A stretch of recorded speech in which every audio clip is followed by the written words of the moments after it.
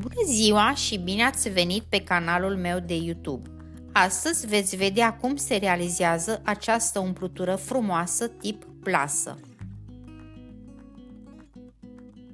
Eu plec de la baza lalelei, prinzându-mă de marginea șnurului.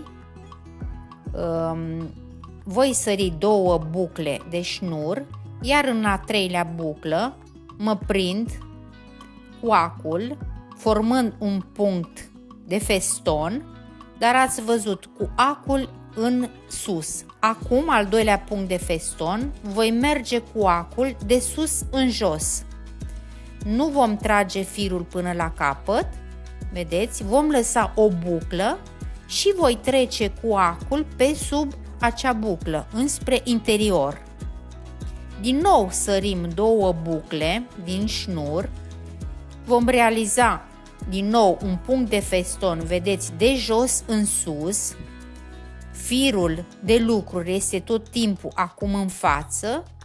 Acum, cu acul de sus în jos, vom realiza al 2-lea punct de feston. Nu tragem tot firul, lăsăm o buclă și vom merge cu acul pe sub acea buclă. Deci am realizat al 2-lea punct de feston. Sărim din nou 2 bucle ale șnurului. Realizăm un punct de feston de jos în sus, iar acum de sus în jos facem al 2-lea punct de feston. Lăsăm bucla și intrăm cu acul pe sub firul care s-a format bucla.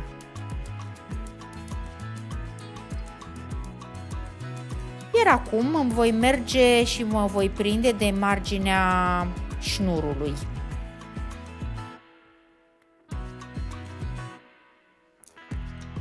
Ne urcăm cu o buclă și din nou vom realiza cele 2 puncte de feston în acel ochi care s-a format de jos în sus. Vedeți, firul de lucru este în față, iar acum de sus în jos mergem cu acul, tragem firul nu până la capăt, formăm acel ochișor și trecem cu acul pe sub fir și s-a realizat primul nostru ochi. Acum din nou realizăm acest punct de feston de jos în sus, firul în față, iar acum al 2-lea de sus în jos și vom trece cu acul prin acea buclă pe care am lăsat-o și am realizat al 2-lea punct de feston. Practic se repetă această operație de câte ori avem nevoie. Deci, practic, acesta este tot farmecul acestei plase. Aceste 2 puncte de feston, realizate în mod divers. Am ajuns la capătul rândului. Mă voi prinde din nou de o buclă a șnurului. Din nou mă urc cu o altă buclă și voi realiza al 3-lea rând. Deci acum suntem la al 3-lea rând de puncte de feston. De jos în sus, acum al 2-lea de sus în jos, mergem cu acul, nu tragem tot firul, lăsăm acel ochișor și trecem cu acul pe sub fir.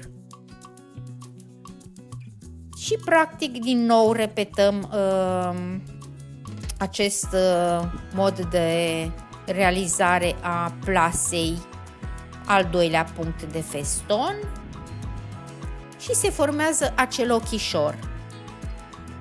Noi în acel ochișor lucrăm aceste 3 rânduri de puncte de feston. Practic se repetă.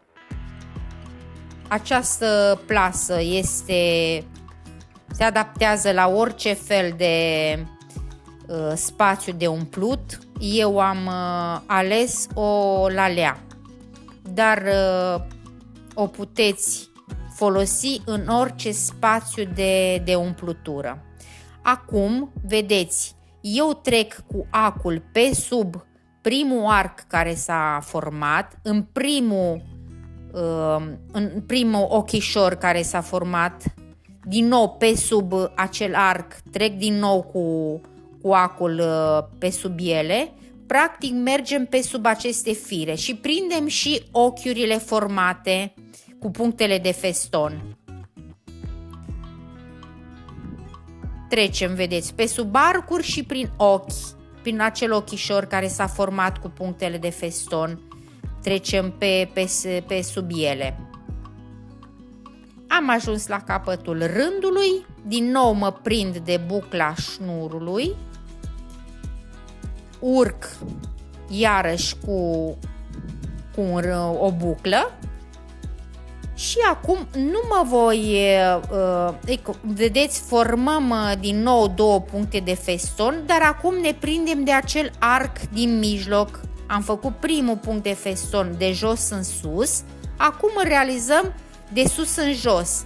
Lăsăm firul, ochișorul, vedeți, trecem cu acul pe sub el și am format acest ochișor. Din nou în al doilea arc mergem cu acul, formăm primul punct de feston de jos în sus, iar acum de sus în jos, nu tragem tot firul și din nou trecem cu acul pe sub el.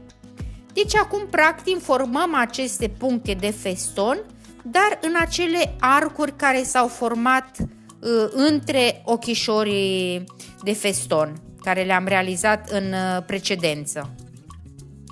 Acum din nou am format al doilea punct de feston, iar acum este ultimul arc care l-am eu de realizat. Am făcut primul punct de feston de sus în jos, acum ultimul de jos, ați văzut, de sus în jos și trec cu acul pe sub fir. Am ajuns la capătul rândului, merg cu acul și mă prind de marginea șnurului și acum iarăși mă urc cu o buclă și voi realiza din nou cele 3 rânduri cu puncte de feston. Din nou ne prindem de acel ochișor, facem primul punct de feston de jos în sus, acum de sus în jos. Deci se repetă această umplutură, se repetă, v-am spus, 3 rânduri facem puncte de feston și după aceea ne ducem în acele arcuri care s-au format în mijloc.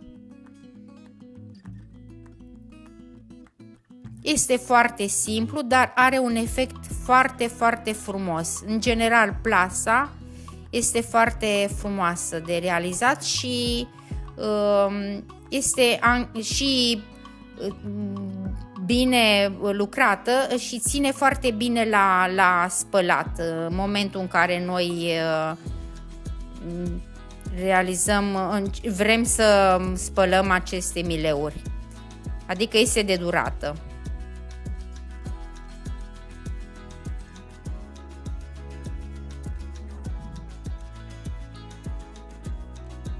Ultimul punct de feston. Vedeți, acum am realizat, a fost al doilea rând de puncte de feston. Din nou am ajuns la capăt.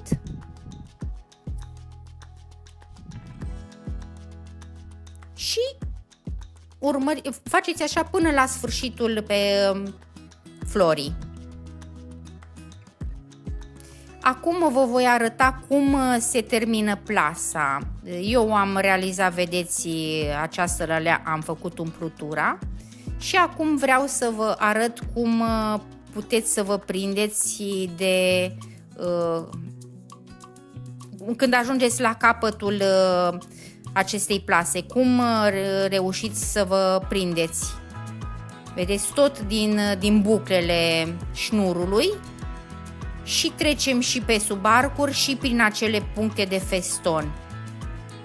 Tragem bine ca să se întindă bine plasa, să nu facă așa cute și acum vedeți, mă prind de ochișorul de cele 2 puncte de feston și de bucla șnurului.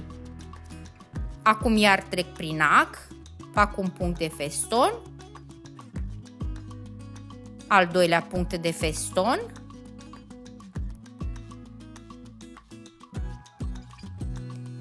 acum realizez din nou această umplutură pentru că mă duc la capătul rândului.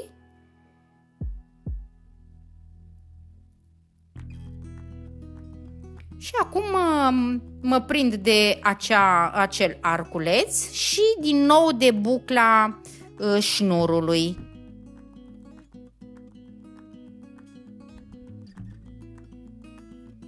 Ne întoarcem tot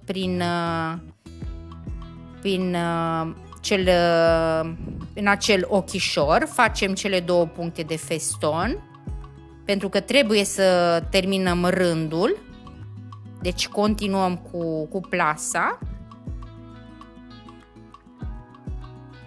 Am făcut și al doilea punct de feston și iarăși mă prind de marginea șnurului în acele bucle.